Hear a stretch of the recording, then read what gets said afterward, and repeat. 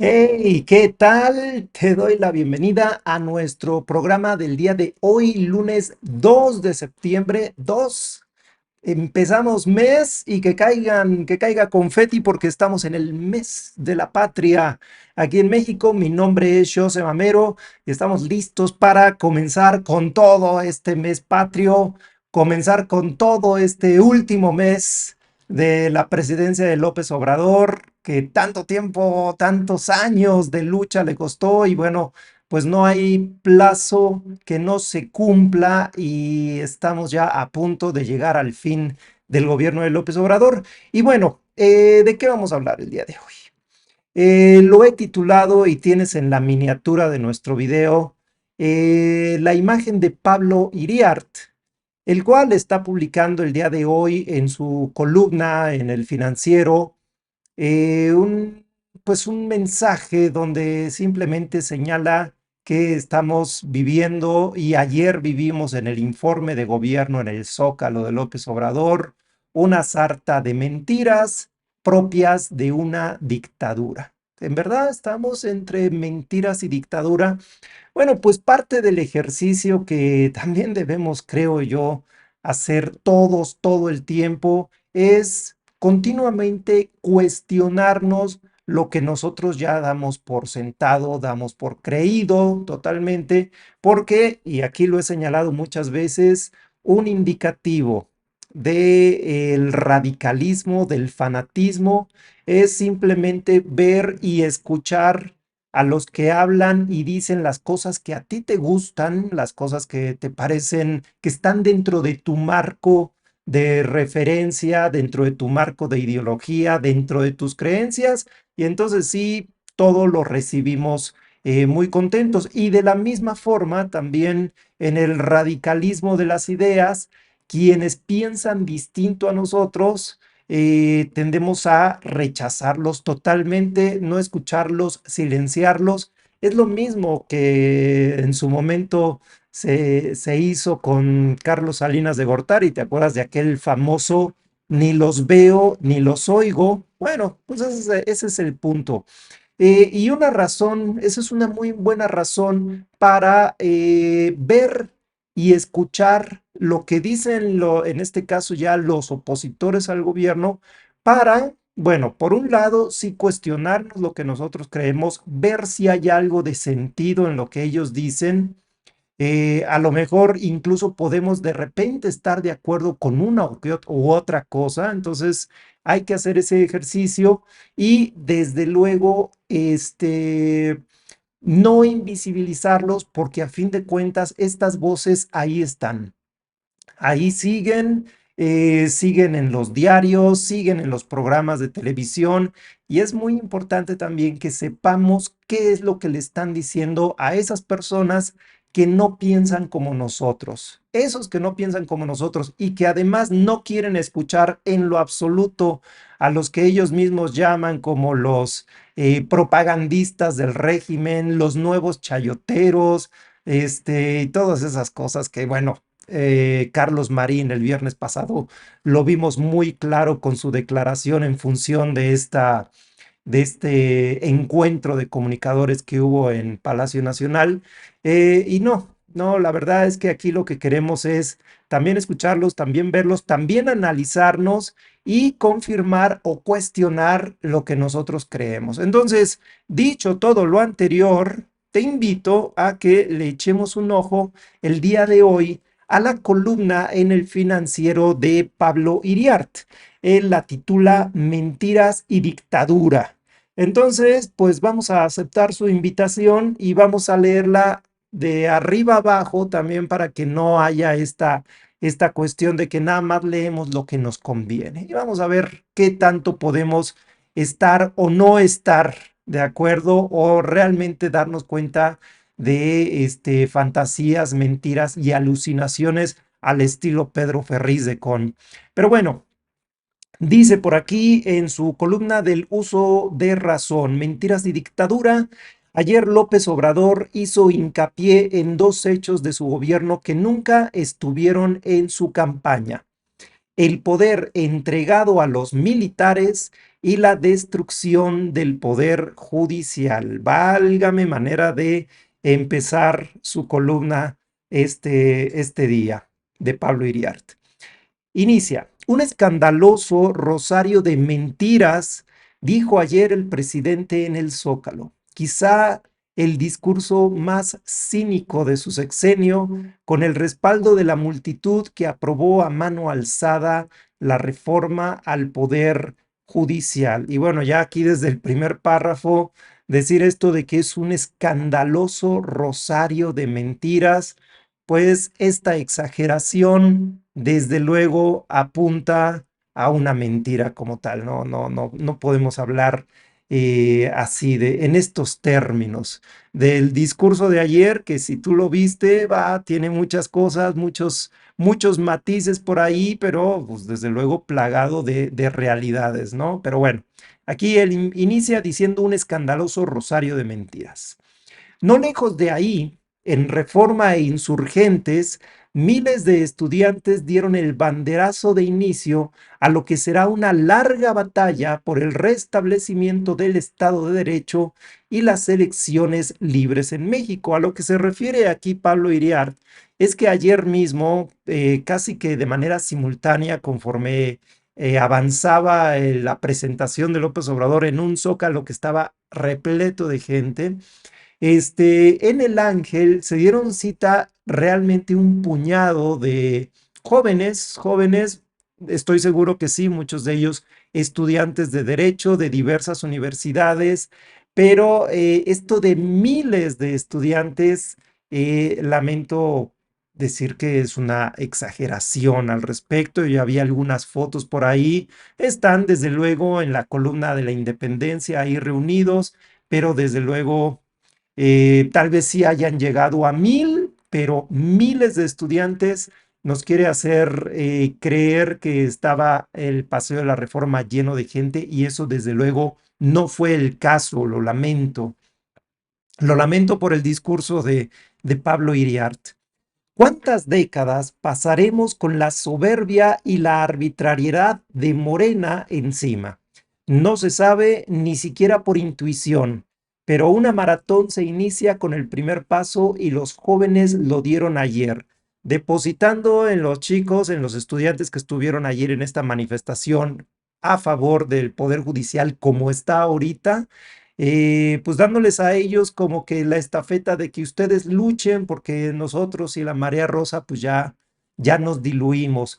Pero bueno, ¿cuántas décadas pasaremos bajo un gobierno de Morena? Yo creo que van a ser varias décadas, a menos que haya severos errores en los gobiernos de Claudia Sheinbaum, de los gobernadores de Morena y de los futuros gobernantes que emanen de Morena. Si Morena, con su forma de gobierno, continúa sobre todo, bajo la misma forma de gobernar de López Obrador, de hacer las cosas, de escuchar y de estar entre la gente, al gobierno de Morena le esperan por venir muchas décadas que probablemente tú y yo ya ni siquiera alcancemos a ver el día en que Morena pueda perder. Pero ese es el único riesgo, que se corrompa Morena hacia adentro.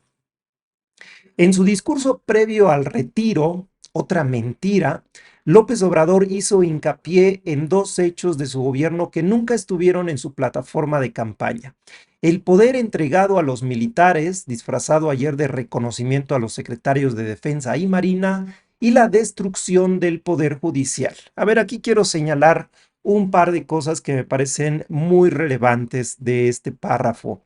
Eh, Pablo Iriart insiste en que López Obrador se va a eternizar. Por eso pone aquí en su discurso previo al retiro, aquí arriba, otra mentira. Desde que llegó López Obrador al gobierno hace ya casi 6 años, estuvieron repitiendo y repitiendo y repitiendo que López Obrador no iba a dejar el poder. Eso es lo que querían para justificar sus su- sus pronósticos de que íbamos ya a convertirnos en una Venezuela, en una Cuba, en una Nicaragua, donde efectivamente quien llegó ahí, ya sea por cuestión de una revolución o de manera democrática, se instalaron y se quedaron. Así era el caso de Hugo Chávez en su momento, solamente su fallecimiento hizo que dejara el poder. Así fue el caso de Fidel Castro en Cuba y así está siendo el caso de Daniel Ortega en Nicaragua. Y bueno, a la oposición, a la derecha mexicana, adoptaron este discurso, desde luego, para asustar a la gente, decirles vamos directito a hacer una Venezuela, y para ellos era muy importante que López Obrador aprovechara el COVID, aprovechara pues su sexenio tal cual, sus 6 años de gobierno para hacer un cambio en la ley de una u otra forma, por las buenas o por las malas, para él efectivamente quedarse en el gobierno. Y lo que ven ahora, ven que ya López Obrador se está despidiendo, que está pues enfrentando ya su último mes de gobierno, pues ellos dicen, pero no, es cierto, se va a quedar, no se va a retirar, él va a seguir mandando. Por eso también ya inventaron esta cuestión de que Claudia Sheinbaum es un títere de López Obrador. Y bueno, pues ya es un poquito de risa esta cuestión. Desafortunadamente, los hechos no están confirmando sus visiones, sus pronósticos apocalípticos que tienen desde hace 6 años en la oposición. Entonces, también este párrafo de Pablo Iriar es muy lamentable que sigan insistiendo con lo mismo cuando la realidad y la estamos viendo todos, es diferente. ¿Qué clase de dictador? ¿Ustedes se imaginan? ¿Tú te imaginas a Hugo Chávez terminando su periodo y decir, bueno, pues ahora que gane mi partido y yo ya me voy a retirar? ¿Te imaginas alguna ocasión que lo haya hecho Fidel Castro en Cuba? No lo hacen. O sea, en realidad, estos perfiles que quiere perfilar la oposición no se retiran, no dejan el gobierno. Entonces, no les entra en la cabeza cómo es posible que López Obrador efectivamente cumpla su periodo presidencial y se vaya. No, no lo entienden. Y después, desde luego, continuar con esta insistencia, ¿no? El poder está entregado a los militares simplemente porque lo que ha hecho López Obrador es utilizar los recursos que tiene en el gobierno, y su principal recurso humano es el ejército, para encargarles a ellos obras que de otra manera no se habrían podido realizar, o al menos no se habrían podido realizar con la rapidez que él quisiera. Y además se las está asignando, y eso todos lo entendemos, con la intención de que no un gobierno, que vuelva un gobierno que ya a lo mejor ya no sea el de Morena, o ya sea un gobierno muy diluido, aunque siga siendo Morena, y quiera de repente decir, bueno, pues ya vamos a privatizar el Tren Maya, y como está en las atribuciones, como estaría en las atribuciones del gobierno como tal, se pueda vender de una manera sencilla. Entonces, al asignarle todas estas obras y estas directivas tal cual al ejército, pues ya el gobierno como tal ya no lo puede hacer. Tendría que convencer también por ahí al ejército. Y entonces eso es, si no una garantía 100% de que sería más difícil privatizar las obras que está llevando a cabo López Obrador, sí al menos tiene un elemento más de complicación, que es la pertenencia del ejército. Y eso ya no lo quieren vender como una militarización del país, cuando quienes hablan de la militarización de la vida pública del país, por un lado, no, yo me imagino que no entienden lo que es militarización de dictaduras, y que las hemos visto en Latinoamérica. Bueno, en el mismo Chile, en los años de Augusto Pinochet, había una militarización del país, y hasta tengo entendido que Pablo Iriart es chileno y creo que escapó de esa Chile de Pinochet. Entonces, sí saben realmente lo que es un régimen autoritario, una dictadura que establece un régimen militar, militarizado, pero pues quieren dibujar, quieren asustar a la gente aquí en México con algo que no se parece en lo más mínimo a lo que es la realidad de un país militarizado, de un país bajo dictadura, pero aprovechan, digamos que, la inocencia de muchos de sus lectores para querer dar esta impresión. Y después culmina este párrafo diciendo la destrucción del poder judicial, cuando lo que se está queriendo desde luego hacer es una reforma. Algunos incluso dicen que no es lo suficientemente profunda, pero aquí en el canal ya le echamos un ojo a la reforma y nos parecen con mucha sensatez la gran mayoría de los cambios que se están estableciendo y claro, con la duda, ¿cómo va a funcionar esto de elegir democráticamente a los jueces? Simplemente hay que ver cómo se va a establecer, pero desde luego estas voces insisten en este caso en la destrucción del poder judicial, muy lejos muy lejos de un rigor incluso, ya no digas periodístico, de una manera de opinar meramente objetiva, al menos tantito objetiva, pero no, no, no, no, partimos desde el primer párrafo con exageraciones del discurso que ya nos dejan ver cómo va a ser los tintes de lo que opina este personaje. Y bueno, eso, la destrucción del poder judicial y el ejército son las dos pinzas que amarran la dictadura que el presidente dejará instaurada en México. También es muy curioso que un dictador deje una dictadura instaurada, pero él se retire. O sea, también es fantástico esto. Como dicen, esto es una maroma fantástica del discurso.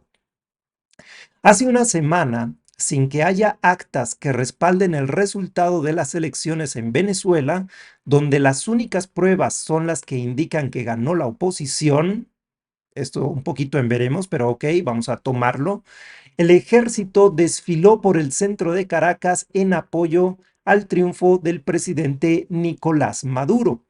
Ese ha sido el propósito de darle poder desbordado a las Fuerzas Armadas en México en áreas que nada tienen que ver con la seguridad nacional, sino relacionadas con obras y negocios. Bueno, ya platicamos un poquito la razón por la que se está aplicando esto con obras y negocios en México, en la construcción del Tren Maya, en la construcción de aeropuertos, por la facilidad de tener ya mucho hecho en en esas instituciones, en el ejército, ingeniería, mano de obra y la facilidad de un cuerpo de trabajo casi que inmediato que nos va a salir mucho más barato y con mucho mayor efectividad para realizar las obras. Pero bueno, y la cita, que desde luego no se puede hablar del gobierno de López Obrador sin compararlo con lo que se hace, por ejemplo,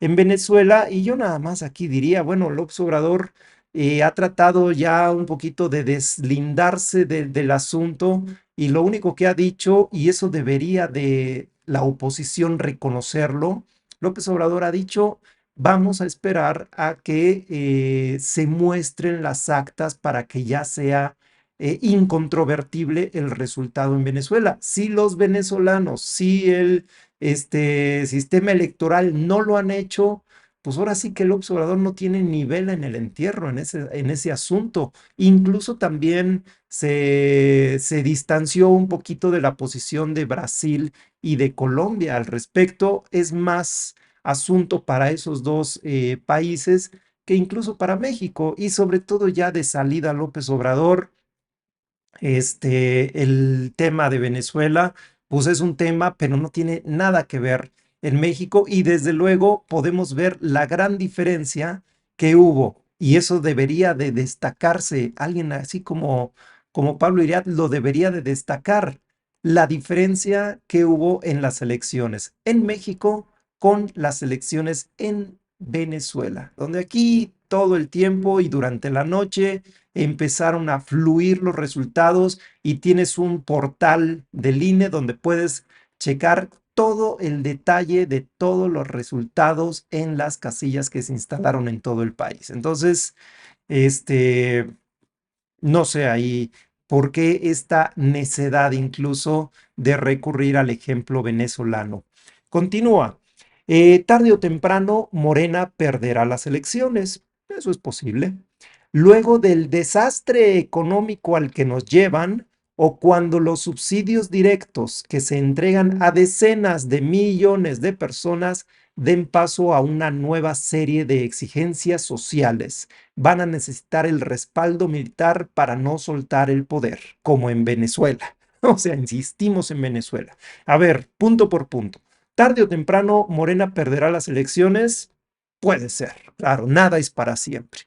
Luego del desastre económico al que nos llevan, esto quiero subrayarlo, el desastre económico al que nos llevan. Tenemos por lo menos 5 años, si no es que ya casi 6 años, que nos están diciendo lo mismo. Viene un desastre económico, viene un desastre económico, viene un desastre económico, y no más que el desastre económico no llega. No termina por llegar el desastre económico que nos tienen anunciando desde hace años. ¿Cuándo va a llegar? Ya se está acabando el sexenio. No hubo ese desastre económico. ¿Cuándo creen ustedes que va a llegar? Ya no sé qué decir. O sea, no se puede tomar seriamente una declaración de este tipo. ¿Por qué?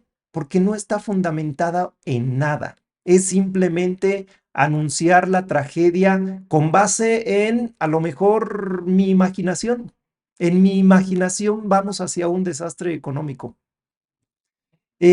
O cuando los subsidios directos que se entregan a decenas de millones de personas den paso a una nueva serie de exigencias sociales. Esto es muy interesante porque esto sigue siendo la crítica de los programas sociales. Y yo nada más quiero enseñarte rápidamente, ya creo que voy a hacer un programa al respecto, cómo es una tendencia global que se está viendo incluso desde los Estados Unidos donde se está hablando de la renta básica universal como una medida que en el ya ni siquiera mediano plazo, casi corto plazo, se va a tener que instaurar. Este artículo es del New York Times, se llama "Es tarea de Silicon Valley hacer realidad la renta básica universal". La comunidad tecnológica liderada por Sam Altman de OpenAI ha financiado programas que ofrecen a la gente dinero sin condiciones. Algunos dicen que es hora de ampliarlos. Entonces, yo entiendo que personajes como Pablo Iriart, que solamente viven en una burbuja local, no se asomen a lo que está sucediendo en el mundo y a lo mejor no se enteran. Y de lo que no se han enterado es que México, con base en estos programas sociales que ya se están subiendo a nivel de constitución, está mostrando un camino a muchos países que están viendo con mucha atención cómo puede suceder esto en México y cómo puede ser sustentable a través del tiempo y en beneficio, ojo mucho con esto, en beneficio de la economía, de la misma economía del país, porque aquí él pone en entredicho si ya no van a alcanzar los subsidios directos. Hay maneras, hay fórmulas económicas para que un país funcione, y parte del éxito de México, sobre todo a partir de lo que fue la pandemia en el 2020 y la recuperación tan rápida que tuvo México, y por lo tanto también la reevaluación del peso a nivel internacional, fue porque México ya estaba medio blindado, ya empezaba a blindar el consumo interno de la población para seguir haciendo que funcionara nuestra economía. Y eso es algo que desde luego probablemente va a tardar mucho tiempo, o a lo mejor nunca lo van a reconocer la gente, los economistas, desde luego tecnócratas que pues han vivido muchos años implementando y creyendo en todas las bases de lo que conocemos nosotros como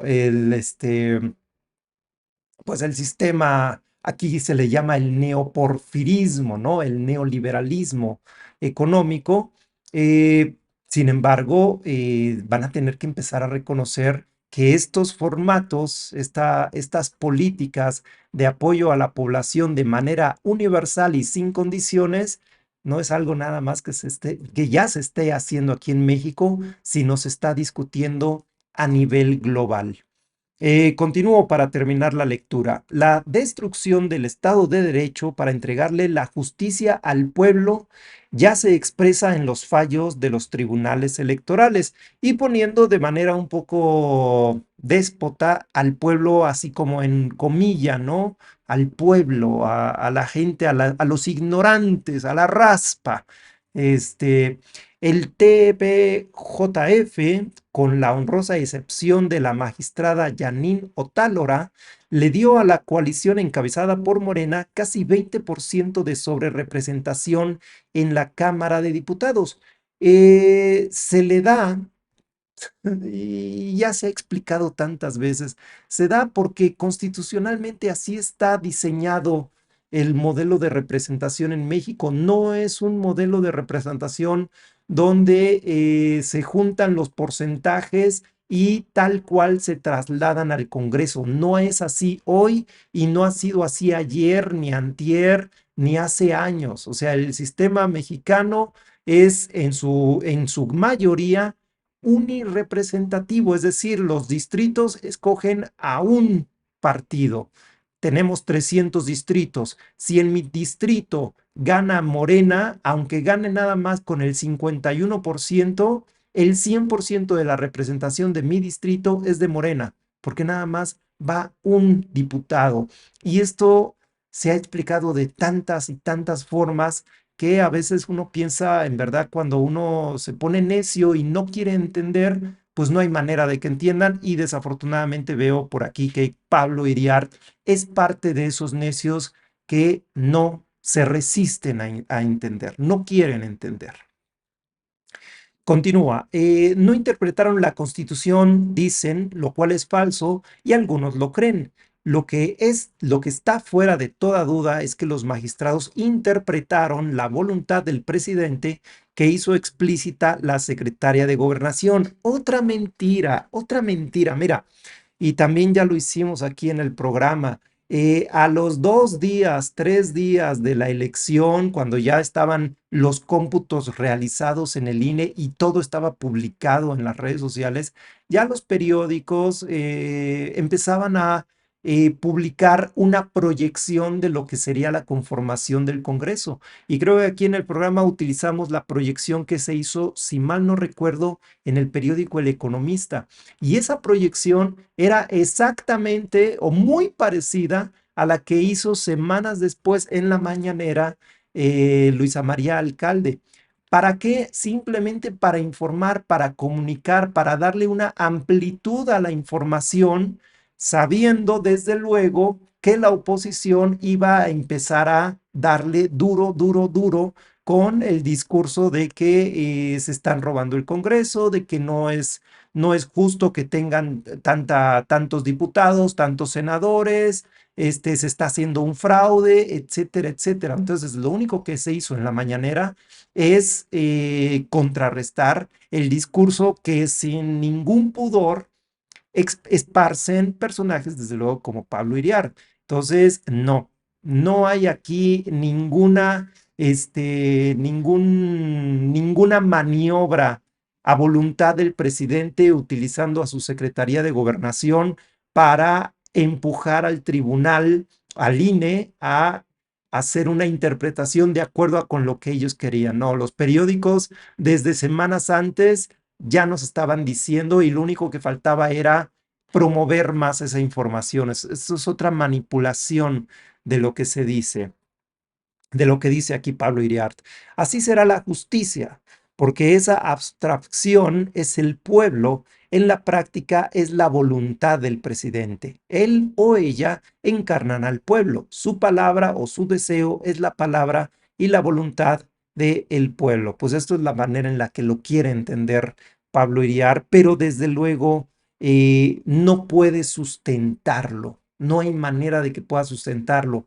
Tú a lo mejor tendrás la suficiente edad para acordarte cómo en los años del priismo, sobre todo, se ungía al candidato que iba a ser el presidente. No había encuestas, no había ni siquiera dentro del partido una gran convención para elegir al candidato. No, ahí sí era tal cual el presidente quien decía. Carlos Salinas dice, yo quiero que el próximo presidente sea Luis Donaldo Colosio. Miguel de la Madrid decía, yo quiero que el siguiente presidente sea Carlos Salinas de Gortari. López Portillo decía, yo quiero que el siguiente presidente sea Miguel de la Madrid. Eso era tal cual la imposición. Hoy en día, ¿qué tiene que hacer un gobierno? ¿Qué tiene que hacer un partido para elegir a su candidato sin que se señalen este tipo de cosas? Porque también tenemos el ejemplo de cómo supuestamente en la oposición iban a hacer exactamente lo mismo y un día antes de la elección, un día antes de que la gente que se había apuntado, decían un par de 2 millones de ciudadanos que formaban parte de esta coalición para elegir quién iba a ser la candidata que se iba a enfrentar a Claudia Sheinbaum, un día antes decidieron cancelarlo y mandar al PRI, a la priista Beatriz Paredes, a declinar en favor de Xóchitl Gálvez para que ya no se tuviera que llegar a la encuesta. O sea, ni siquiera en un asunto interno la oposición pudo ser del nivel de democrático y transparente que lo fue Morena. Y aún así, no van a decir, no van a dejar de decir que el pueblo es la voluntad del presidente. Ahora dirán de la presidenta, pero yo me imagino que no, porque siguen diciendo que López Obrador es el que gobierna, entonces seguirá siendo el presidente. Ese es el catecismo de las dictaduras, pues yo diría ese es el catecismo de la oposición en México. Ominoso fue el fallo del Tribunal Electoral de la Ciudad de México que le arrebató el triunfo a la opositora Alexandra Rojo de la Vega porque tuvo la osadía de ganarle la elección a la hija del poderoso jefe de la Cámara de Diputados, Ricardo Monreal, el nuevo Ricardo Monreal. Y bueno, aquí sí tengo que estar medianamente de acuerdo con Pablo Illart. Y la realidad es que en general a los votantes de Morena en la alcaldía Cuauhtémoc no nos gustaba, y digo en primera persona porque yo también voté en la alcaldía Cuauhtémoc, no nos gustaba el perfil de Katy Monreal. No nos gusta esta, de hecho, pues se vio cómo salió en la encuesta nacional para elegir la candidata o el candidato a la presidencia de Morena, cómo quedó Ricardo Monreal en de los últimos lugares. O sea, no, tampoco querer meter de lleno esta situación. Yo personalmente no termino de entender por qué se ha hecho esto desde el Tribunal Electoral de la Ciudad de México. Es muy vago cómo Katy Monreal, la he estado escuchando, leyendo de ayer a hoy que sucedió esta noticia. Pues que violencia de género, política, no hay algo realmente en concreto. Y aquí sí, yo podría estar en desacuerdo. Por mí, debería de ya dejar a Alessandra Rojo de la Vega que haga lo que vaya a hacer, lo que tenga que hacer, pero desde luego todavía hay un sector muy monrealista, sobre todo aquí en la Ciudad de México, en la capital, que algo estará haciendo de golpeteo para tratar de rescatar algo para la hija de Ricardo Monreal. Entonces, tal vez de toda la lectura que hemos hecho hasta el momento, este párrafo sí lo voy a rescatar como algo en lo que podemos estar de acuerdo con Pablo Iriarte. No se puede hablar de dictadura porque ustedes los periodistas dicen lo que quieren y nadie va a la cárcel por disentir. Y hay partidos de oposición, argumentan los heraldos de la corrección política. Bueno, pues es que eso es un buen argumento, ¿eh? En las dictaduras, una de las características de las dictaduras es que los opositores y quienes hablen en pos de los opositores o salen del país o se van a la cárcel, y eso no sucede en México. Eso dicen los mismos que le permitieron a López Obrador violar la ley para ser candidato a jefe de gobierno. O sea, ya nos vamos más de 20 años atrás. Tomaron como una anécdota de la picaresca política cuando mandó al diablo las instituciones, que más bien correctamente era al diablo sus instituciones.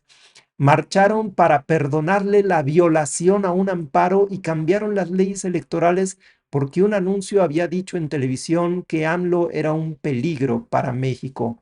Pues Pablo Iriar aquí justifica todo dentro de su enorme animadversión que le tiene a López Obrador, y para él estaba más que legal un anuncio en televisión donde se dijera que López Obrador era un peligro para México en una campaña sucia, y pues desde luego defiende y defendió también la campaña sucia que se hizo ahora en la elección pasada para favorecer a Xóchitl Gálvez, y lo que no terminan de entender y de aceptar, de asimilar, es por qué ahora ya ni siquiera las campañas sucias funcionan y ya un 20% más de votantes en México eligieron a Claudia Sheinbaum. No nada más que alcanzó los votos de López Obrador, sino que los superó y por mucho. Ellos, en su corrección política ante un aprendiz de dictador, le enseñaron a López Obrador que a él nadie le viene con que la ley es la ley. No es dictadura, ya no como la de los años 70, en que los dictadores llegaban al poder por la vía armada o los cuartelazos, pero con la apropiación de la mayoría calificada en el Congreso y el paquete de reformas que esa mayoría espuria va a aprobar, sí lo es. ¿Por qué es una mayoría espuria? Por un lado, porque se jugó con las reglas que están en la Constitución y que ha venido el INE aplicando desde los últimos por lo menos 20 años, 25 años. Por eso es espuria, o más bien es espuria porque ahora hubo una gran mayoría de votos para una coalición, para un partido que ya el PRI y el PAN sobre todo no pensaban que podría llegar a suceder nunca más.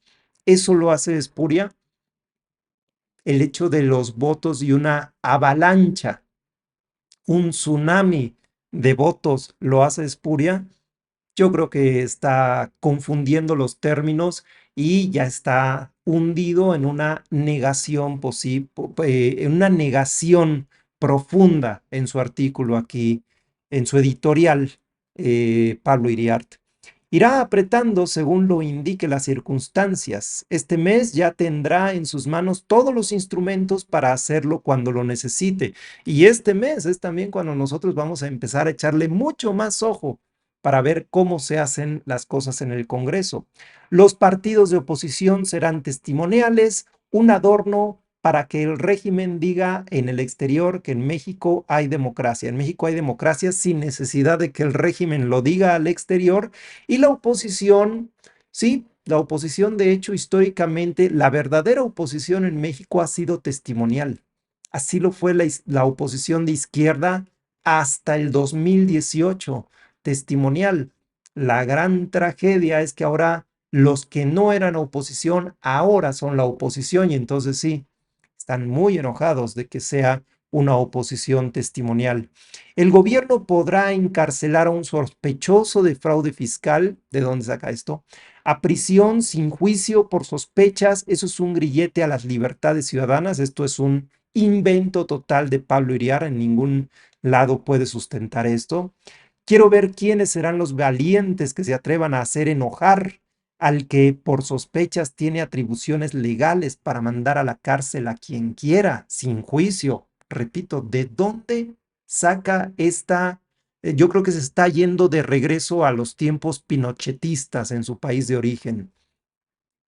Cuando un ciudadano sea puesto ante un juez, este tal vez va a tener puesta una capucha para que uno no sepa quién lo condena. Esto del juez sin rostro es especial y se está señalando puntualmente para los casos de delincuencia organizada. Aquí está otra vez tergiversando la información, las propuestas para ponerlas de manera que asusten a la gente. Vaya cuánta miserabilidad de este tipo, ¿eh?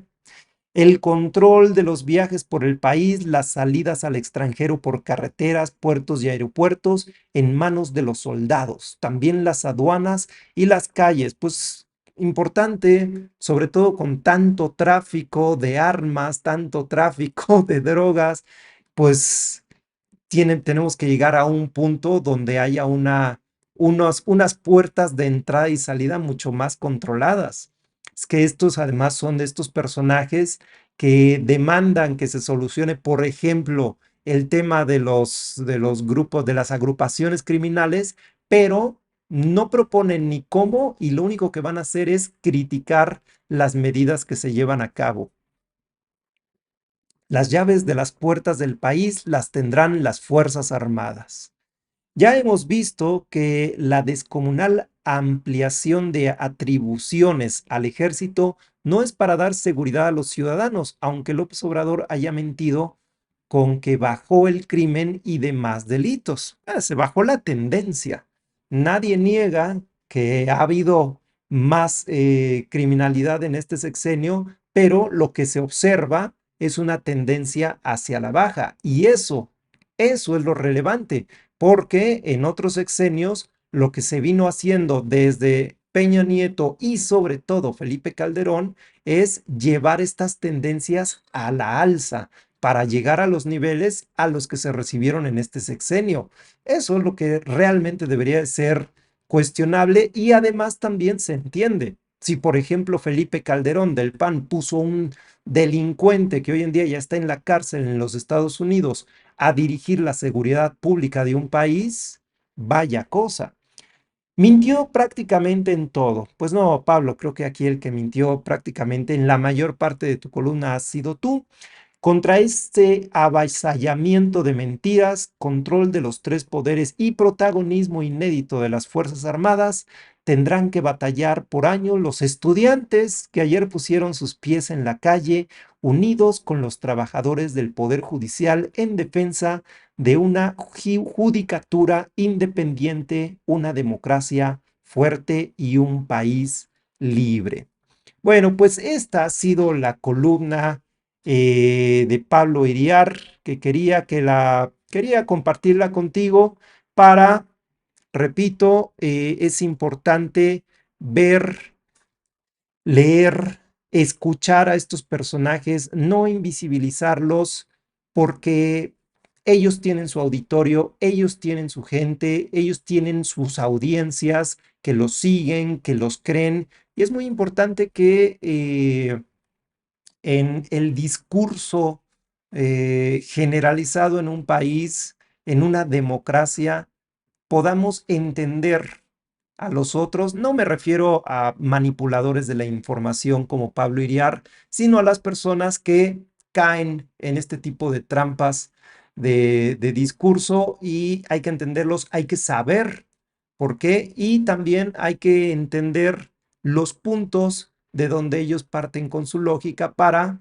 poderles responder directamente. Y bueno, mis amigos, hasta aquí llegamos con el programa del día de hoy. Te dejo un poquito en esta misma línea con un TikTok por aquí que me pareció muy simpático y tienes que ver las caras de los panistas que salen por aquí cuando hablan con un dirigente de oposición venezolana. Nos vemos el día de mañana. Por aquí estaremos. Me despido. Chao. quiere hacer el régimen de Morena en México es seguir los pasos del dictador de Venezuela. Claro que vemos algo similar que está ocurriendo aquí en México y vemos que a pasos agigantados van copiando el modelo de Venezuela. Gracias a Xóchitl, a Mariana, a todos los senadores y diputados por esta tribuna, por este espacio, porque esto en Venezuela ya estuvieran deteniendo no solo a mí, sino a todos ustedes. Gran cantidad de medios de comunicación que han abierto el micrófono a cualquier líder político en Venezuela, hoy está cerrado.